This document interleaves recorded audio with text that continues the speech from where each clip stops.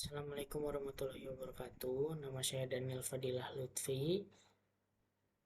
NIM saya H1051211149. Nah, di sini saya akan menjelaskan tentang materi yang sudah diberikan, yaitu tentang materi eh, dasar pemrograman. Nah, saya akan memulai dari eh, dasar pemrograman, yaitu pemrograman adalah eh, kegiatan menulis, membuat, atau me- memperbaiki suatu kode yang dijalankan di komputer. Nah, eh, komputer itu sendiri memiliki tiga komponen, yaitu eh, ada hardware, software, dan brainware. Nah, untuk hardware itu perangkat keras. Yang seperti kita tahu, kalau hardware itu biasanya komponen yang ada di dalam komputernya, yaitu yang berbentuk perangkat keras yang bisa kita lihat secara langsung bentuknya, yaitu kayak motherboard, CPU, memori, RAM. Nah, itu adalah contoh-contoh dalam hardware. Nah, untuk software, yaitu software itu semacam eh, perangkat lunak atau program yang ada di dalamnya hardware, seperti antivirus, terus OS, operation system. Nah, operation system juga sekarang sudah banyak jenisnya, ada yang seperti Windows, macOS, Linux. Nah, itu untuk OS di software. Nah, untuk brainware sendiri itu kita. Nah, kita itu dibilang sebagai brainware atau user karena kita yang membuat hardware sekaligus kita juga yang memprogram software. Nah, karena dari tiga komponen itu yang paling penting sebenarnya adalah brainware. Nah, oke, untuk masuk ke pemrograman yaitu software, kita tuh memerlukan bahasa gitu, sama seperti manusia. Kita untuk melakukan suatu kegiatan atau berbicara kan kita harus membuat perintah. Nah, dari dalam komputer kita bisa melakukan itu, tetapi dengan bahasa yang berbeda, yaitu bahasa pemrograman. Nah, bahasa pemrograman itu sebenarnya ada banyak. Contohnya kayak HTML, JavaScript, C++, dan Python. Nah, cuman kita di sini akan mempelajari tentang Python. Nah, kenapa saya memilih Python? Python itu sebenarnya faktornya ada banyak. Kenapa saya memilih Python? Yang pertama, Python lebih mudah dimengerti.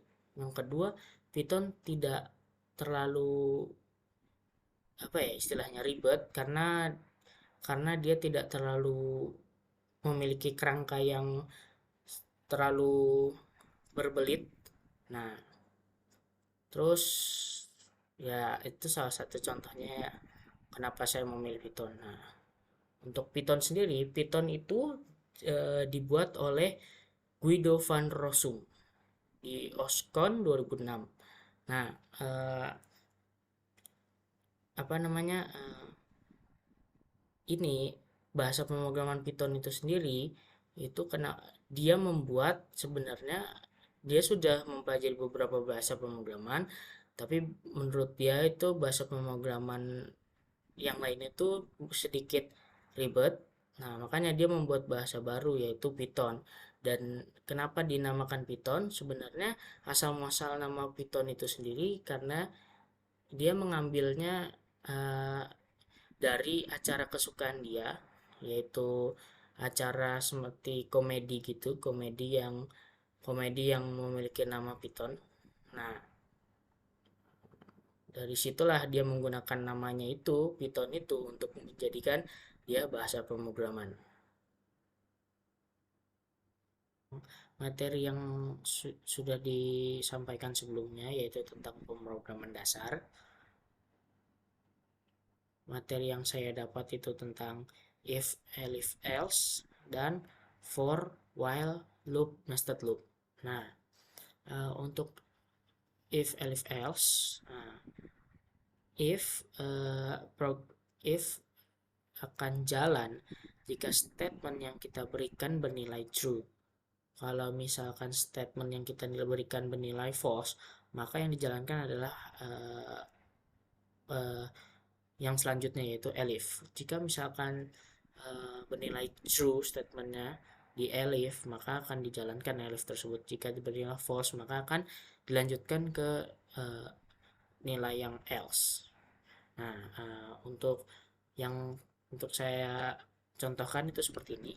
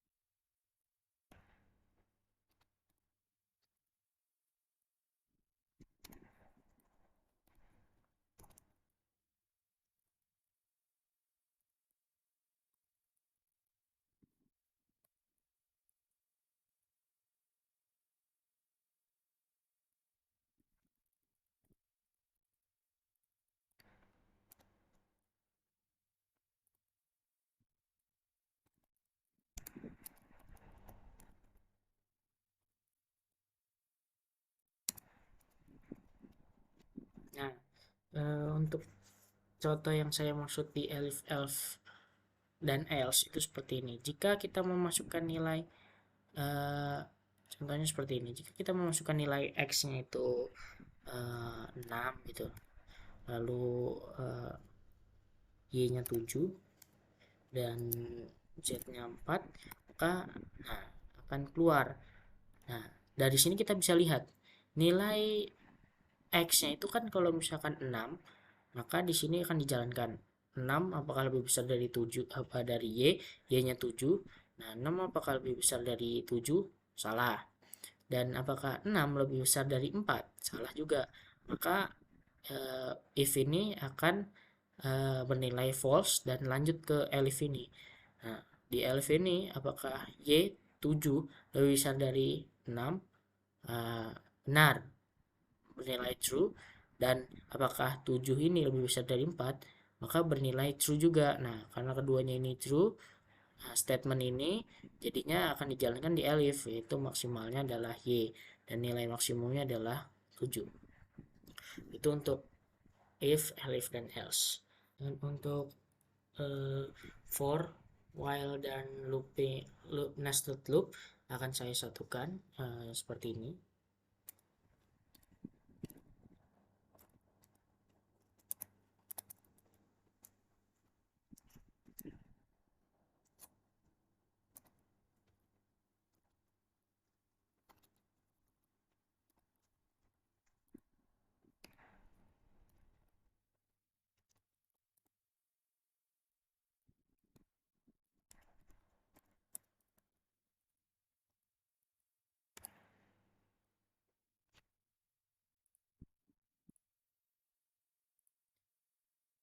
Dan untuk for, while, dan nested loop akan saya satukan, contohnya seperti ini.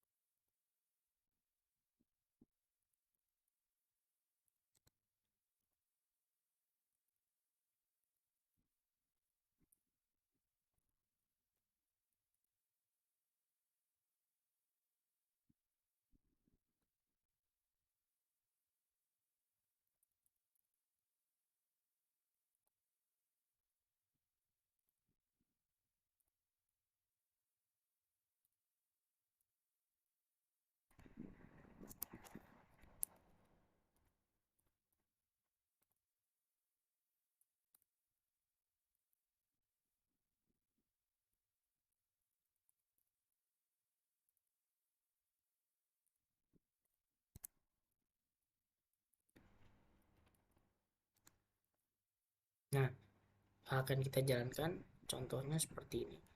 Eh, akan seperti ini ya. Nah, ketika kita jalankan dia akan berjalan seperti ini. Jadi di dalam, kenapa saya bisa bilang ini nested loop dan while sama for-nya disatukan? Karena gini, eh, untuk while-nya ini, the while-nya kan sudah ada di sini, for-nya juga ada di sini. Lalu untuk nested loop sendiri itu karena di dalam suatu program ini saat dijalankan di dalamnya ada program lagi. Nah, inilah yang disebut sebagai nested loop. Nah, dan while dan for itu kegunaannya eh, saat eh, while itu akan digunakan jika eh, suatu statement itu yang bernilai bernilai banyak atau yang bernilai tidak pasti. Nah, itu menggunakan while. Sedangkan kalau for itu biasanya untuk yang nilai-nilainya sudah pasti. Ya, sekian dari saya. Wassalamualaikum warahmatullahi wabarakatuh.